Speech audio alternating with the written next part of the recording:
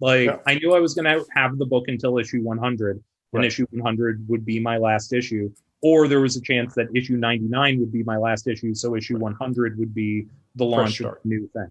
Yeah. So that was what was hanging over my head, and I laid out at that point what would have been a it was like 86 to 100, so I think that's about 15 issues. I laid out a 15 issue storyline that was like intricately one big story Hmm. that was all going to be all about. It was me trying to do my own kind of Hush type thing with a Mm. character called the Designer, who Mm. in my original version of that pitch was going to turn out to be Bruce Wayne at the end. That Wow. basically that there was this moment early on in Batman's career where to figure out how his greatest foes were going to try to destroy Gotham City, he was going to bring them all together and basically make them lay out all of his plans to him while he was masquerading as this master criminal from like coming in from Europe. And that was the sort of big concept, high concept of the thing. And what we'd realize is that Joker had gotten his hands on those plans and then and was now unleashing all of them on the city. And, Catwoman and Riddler and Penguin all think that the Designer is back, this character who like should be dead and should no longer exist. But Batman would know that because he was the Designer back in the day, that something else is going on. So it was going to be this whole like big mystery that laid it out and was going to sort of it was going to happen in multiple stages, and it was going to be kind of, I was trying to do something Hush inspired because at that point the goal was for the book to, it wasn't going to be bi-weekly, it was going to be a monthly run, and Wow. Tony Daniel was going to try to draw almost every issue of Wow. it. And so it was Wow. like, how can I build a Hush style story with Tony Daniel? Yeah. And that all started to change, and the people came in and they had their own pieces that they wanted. They told me I couldn't do something. They didn't like the Bruce Wayne angle at the end. They didn't like this, and they wanted to blow up the Joker part of the story to be a bigger part of the story. And this is how comics goes. And once again, ask me in 5 years more about this part of the story.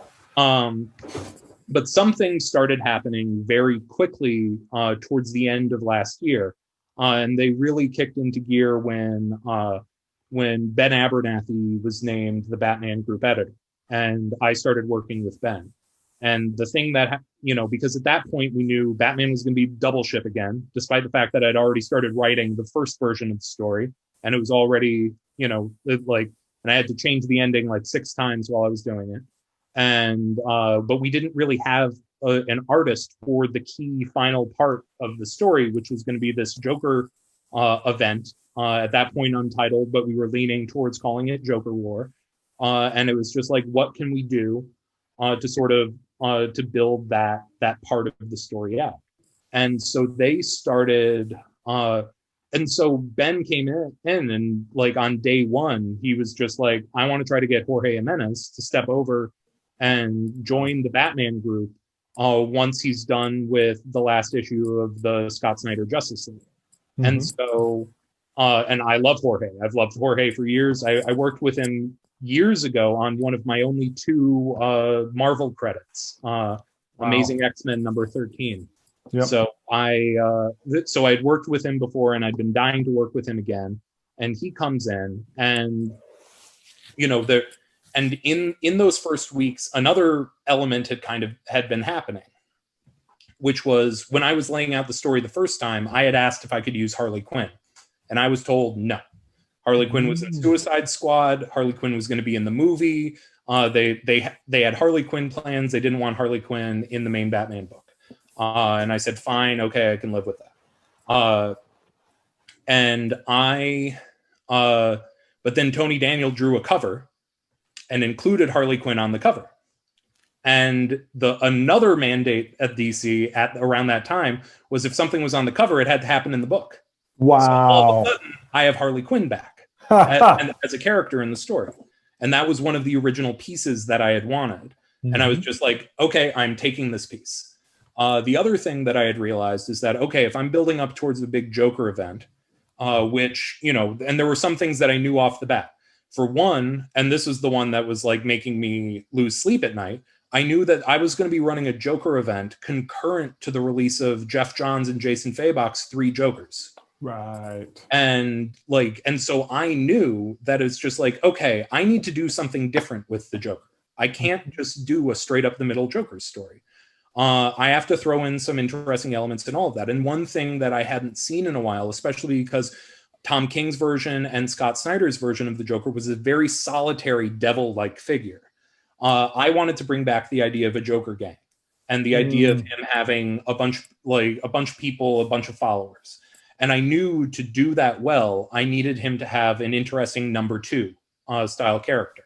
And I had actually pitched about 6 months prior an idea of like, it was sort of like a Black Label or a Mr. Miracle style kind of continuity neutral story that I had pitched a Joker book that was going to not feature the real Joker at all. And it was going to all be about this teenager who would listen to recordings of the Joker and like podcasts about the Joker and start really like connecting with the ideology of the Joker, and then he would start like blacking out at night and then waking up and there was a Joker attack in his city, which was not Gotham.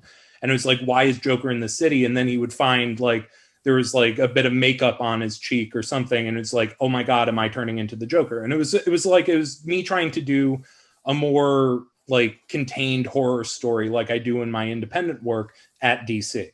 But I had that idea in the back of my head, and that character was sort of like, in the ether. And then simultaneous to that, this thing happens with the Harley Quinn cover. And suddenly I have Harley Quinn. So now I have Joker's old number 2, like, is going to be a part of the story. And I'm creating a new number 2. So now that new number 2, by like story math rules, needs to be a kind of dark mirror of Harley.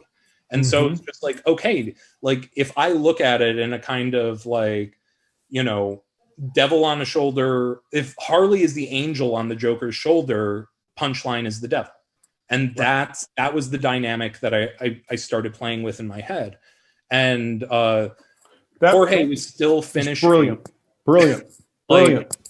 And Jorge was still finishing the Justice League run, so he couldn't do pages yet, but he could do designs. So we threw the design of Punchline to Jorge, and he knocked it out of the park. And from the second we saw that design, we're like, okay, this character is going to connect. And I started weaving her in earlier into the story than I was planning on. And a lot of this was like, this was the weird benefit to the fact that they kept fucking up my story and pulling all of the pieces out of it and making me rewrite the ending, was that I could shift gears very quickly and start leveling up the pieces of the story that really connected with me, that I was excited about, and they were the original pieces. So I leveled up Punchline to be this crucial character, and once Punchline hit as hard as she hit, I realized that it's like, okay, there is this hunger out there, and it's a hunger that I actually noticed starting with Something Is Killing the Children. But it was something where I think, and this is just my own personal theory, I think young comic book readers right now don't want to read about the characters who are their parents' favorite superheroes and supervillains. I think they want their own characters. Yep. And I think that there's been there haven't been that many new characters created and like centered in big titles like Batman in a while. The last one was probably the Court of Owls, in terms of like, we are going to take this brand new concept and make it the big deal. And the Court of Owls is now in movies and TV, or not like animated movies and TV shows and video games. And it's just like, how do you create new pieces like new pieces of mythology that add to the universe and expand it? And so from there, I started developing the idea of Clown Hunter, and then Ghostmaker, who's showing up in the comics now. And it's just like, okay, like creating the new characters is sort of like, is the thing that's going to be the thing that defines my Batman run.